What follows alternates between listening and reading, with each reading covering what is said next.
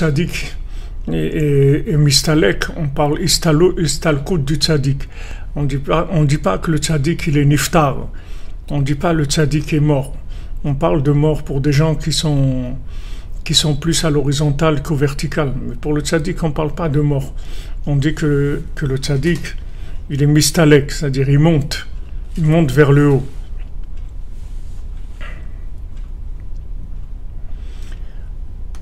Le tzaddik, il monte vers le haut. Et donc ce jour-là, comme il dit Rabbeinu, quand le tzaddik il est mistalek, alors il peut obtenir encore beaucoup plus de choses que quand il est lié à l'horizontale. Parce que quand il est lié à l'horizontale, il est dans des limites. Il est dans certaines limites du corps et du respect de la forme, puisque se trouve là. Mais quand maintenant le tzaddik il est mistalek, le tzaddik il monte, alors il peut obtenir des choses extraordinaires qui sont énormément plus profitables pour le monde que quand il était présent physiquement. Pour ça que Rabbi Nachman il a dit pourquoi vous faites du souci. Je marche devant vous, c'est-à-dire je vais en haut, mais je vais pas dans le vertical pour quitter l'horizontal. Je vais dans le vertical et mon seul but c'est de m'occuper de l'horizontal encore plus que ce que je me suis occupé avant, de manière encore beaucoup plus efficace, parce que je vais pouvoir décrocher de la miséricorde encore beaucoup plus grande. Et la preuve de ça, c'est qu'on est là aujourd'hui. Voilà, on est là. Moi, je suis à Ouman, vous êtes là où vous êtes, en Belgique, en Suisse, en France, en Israël, en Amérique, au Canada, là où vous êtes. Vous voyez quelles étaient les chances à l'horizontale qu'on se trouve embarqué par Rabbi Nachman dans l'aventure de la Géoula, dans l'aventure de la délivrance du monde. Les chances à l'horizontale, elles sont minimes. Elles sont très très minimes.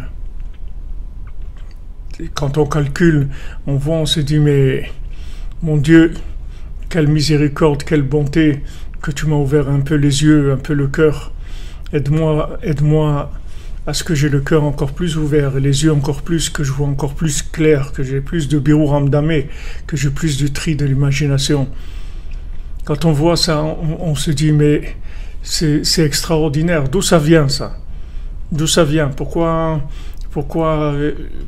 aujourd'hui, il y a 100 000 personnes qui viennent à Rosh Hashanah et encore 100 000 personnes qui viennent dans l'année. Il y a toute une communauté qui vit à Ouman avec une école où il y a des enfants, avec des gens qui se marient ici, des nouveaux qui viennent vivre ici, à côté du tzaddik, qui se sentent bien à côté. D'où ça vient tout ça? Il n'y avait pas ça avant. C'est nouveau, c'est complètement nouveau. D'où ça vient? Ça vient du fait que le tzaddik il décroche de la miséricorde tous les jours, de plus en plus. C'est pour ça qu'il dit ne vous découragez pas, parce que moi je travaille dans les laboratoires pour trouver le médicament qui va soigner le virus. C'est-à-dire que le tzaddik il travaille sans arrêt pour obtenir plus de miséricorde, pour rattraper les gens encore plus. C'est-à-dire qu'avant, il fallait que quelqu'un à l'horizontale il ait un engagement d'un niveau tel, c'est-à-dire minimum, on demande minimum, disons, 30% d'engagement. Comme les crédits, on demande un apport de 30%. Donc à l'horizontale, on vous demande un apport 30%. Ok, alors ceux qui pouvaient sortir, ils sont sortis d'Égypte avec 30% d'apport. Maintenant, le tzaddik, il a obtenu pas 30%, 20%. Et après, il a obtenu 10%. Et après, il a obtenu 1%. Et quand le tzaddik il va obtenir 0%, alors ça y est, le contact de l'horizontal et du vertical, ils vont être parfaits, et l'un va s'inclure dans l'autre. Le Mashiach va se révéler, et la conscience générale va être là. Tout le monde va prendre conscience, même des gens qui ont eu un engagement zéro.